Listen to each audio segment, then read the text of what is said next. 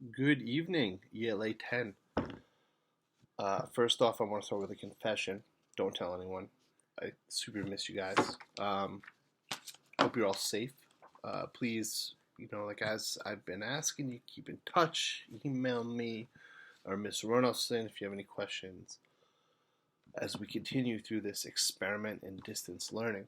So, today, what we're going to do is we're going to go through about the next third or so of the genetics of justice, and kind of guide you through some of the questions that have been asked in the quick writes and in the assignments, and just kind of have a conversation. And I'll set this up as a discussion. So if anyone has comments on it, please feel free to leave the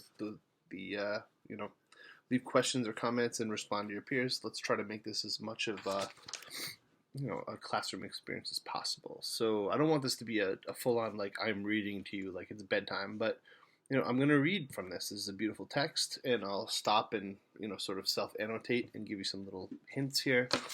But as we move into this, this is what I'm going to be looking for. As an ELA skill set, generally, here's what you're looking for. Here's what you're looking for. You're looking for A, understanding what the setting is. Here we have the DR during the Trujillo rule, but setting also means like the cultural, political conflicts that are going on, economic conflicts that are going on. It's not just literally the place it takes, literally the continent or city or country it takes place, but also all the things that are happening in that city, place, country, town, school. That's setting. It's everything. Fancy word for that, for those who want to know fancy Jeopardy words. Ready? I'll give you a chance to get a pen. That fancy word is called Zeitgeist. It's a German word that literally means all the cultural, economic, political things, historical things that are going on in the time period in which you live or in which you're studying. It's called Zeitgeist. But anyway, so setting can mean all that. We're also looking for conflict. I told you guys conflict is a huge deal in the Regents. They love talking about conflict, and I'm going to make a whole other video just talking about conflict. The next thing they're talking about, and I should have started with this because it's the biggest thing, is the central idea. Main idea, central idea. What is the big picture? What is the philosophy or belief or understanding about human beings that we're coming to as a result of reading or interacting with the text? That's huge, all right? You want to know not just the central idea, main idea, but in theme, but like how did you arrive at that? Like you could say, okay, the theme is, cultural trauma defines us as human beings. Okay, well, what are from the text, where did you get that? What are the details? Literally the line. So that's what we're going to talk about today, is we're going to kind of like develop an idea of main idea or theme and talk about specifically in the text, like what are the little details that tell us about that. You want to talk about characterization. It was up on the board. I hope you wrote it down. But characterization, again, I'll give you a second to ponder.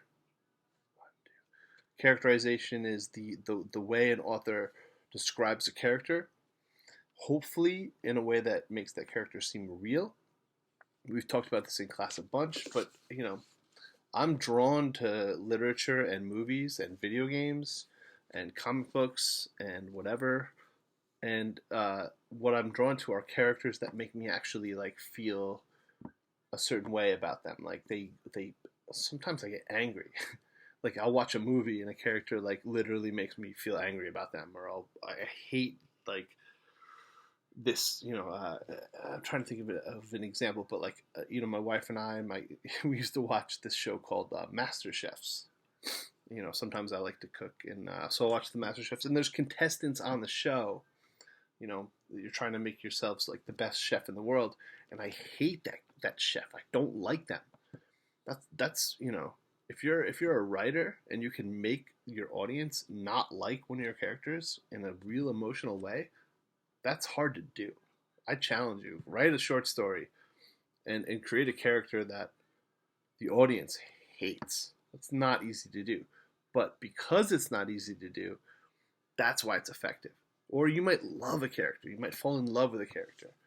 Um, Again, real life situation. I'm a nerd. You guys know that. But Final Fantasy VII is being remade, and there's a certain character on that video game that really affected people in a certain way. The beta is up on the PS4. I encourage you to download that. But you know, anyway, so there's certain techniques that you can do to make a character seem real and make you feel an emotional connection with them. So keep track of that. So that's it for that. So let's just get into the reading, right? We're already at 6 minutes. So here we go. Just so you guys do an extra justice. We're going to start right after the text that we read in class. All right? So this is the first full paragraph it's the second full paragraph on the first page. Whenever we misbehaved, she would use his example as proof that character shows from the very beginning.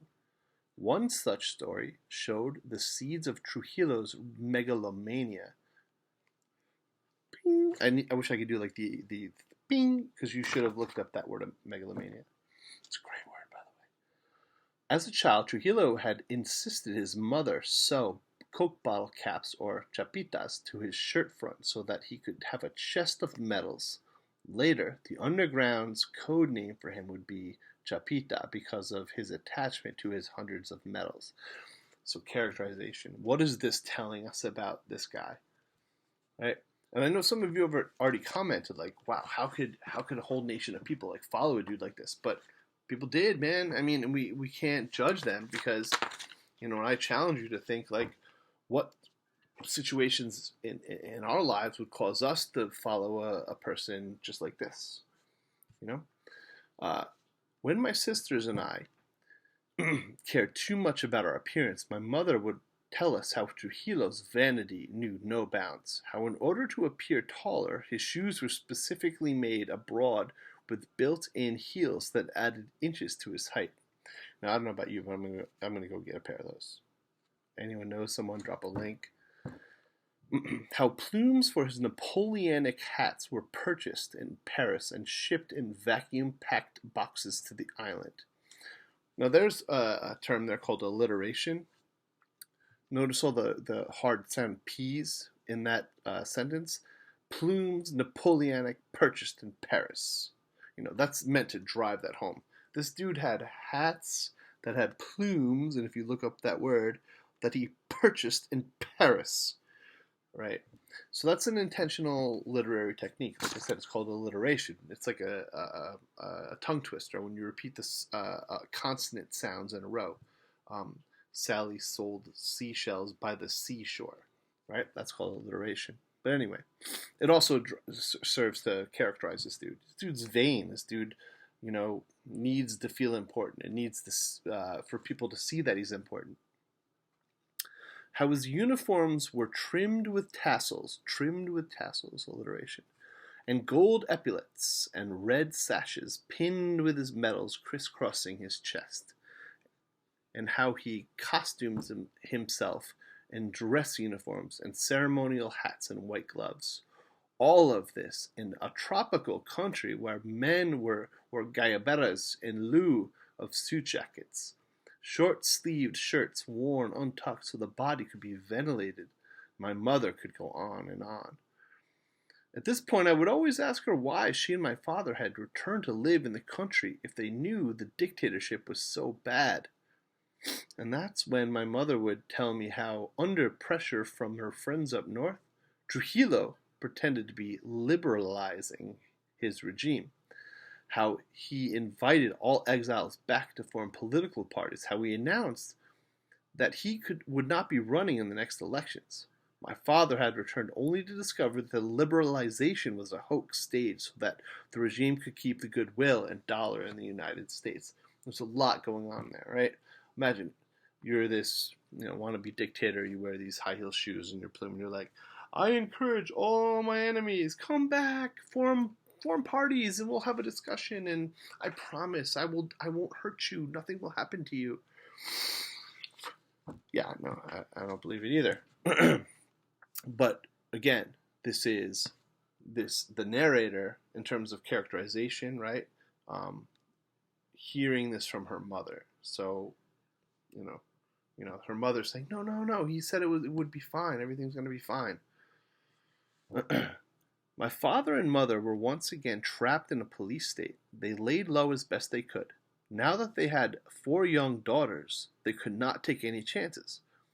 For a while, the spark which had almost cost my father his life and which had lighted my mother seemed to have burnt out. Periodically, Trujillo would demand a tribute. That word tribute is loaded. That word tribute weighs like 5 billion pounds. Look that word tribute up. And they would acquiesce. I love that word acquiesce. A tax, a dummy vote, a portrait on the wall. To my father and other men in the country, the most humiliating of these tributes was the occasional parade in which women were made to march and turn their heads in acknowledgement the great man as they passed the review stand. So they would march past him as he was standing there in his phony medals and his giant hat with the feather and his high heel shoes, and they would, I love you, dear leader. And imagine, not only that, but like that's your wife, that's your daughter, that's your sister in that parade. If you did not match, your cedula would not be stamped, and without a stamped identification card, you could do nothing in particular. You could not obtain your passport to leave the country under the pretext of wanting to study heart surgery. This was the second escape, this time with the whole family, that my father was planning. We'll stop there for now because we're already at 12 minutes. But look at the ideas that are starting to develop. Like one of them might be, how do we learn our past? We learn the past through our parents. We learn history through our parents. Sometimes history is an emotional experience. How much of our history books are like a documentary, or how much of our history books are, what people remembered and passed on. So that's important. Our relationships with our parents. Like, we love our parents, even though sometimes they tell us things that we might think are silly. But, the idea of pride and what pride and vanity can do for a person. Like, Trujillo seemed to be consumed by pride. Like, that's why he's wearing the imagery of like his medals and his hat and his high heel shoes. He's